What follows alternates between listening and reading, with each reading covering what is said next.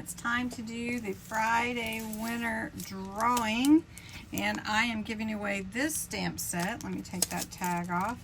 It is so cute. So let's get the entries. So we've got the URL in here from last Friday's video.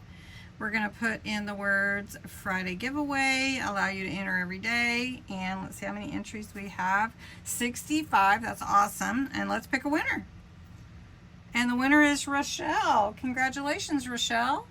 So Rochelle, I have your address. Congratulations. So you can enter the Friday giveaway this week for this cute stamp set. I'm not going to take it out of the package, and it's got a big tag on it, but has a couple of sentiments, this cute cup here with some flowers, take coffee with you, little book, a couple of other cups and another book.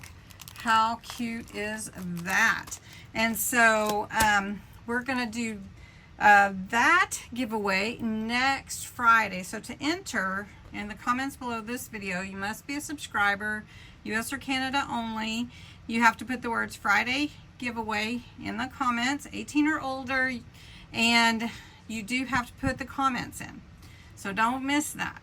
You can't just put part of the phrase. Also, if you do want to share, or you can come back and enter every single day, you get another entry, of course.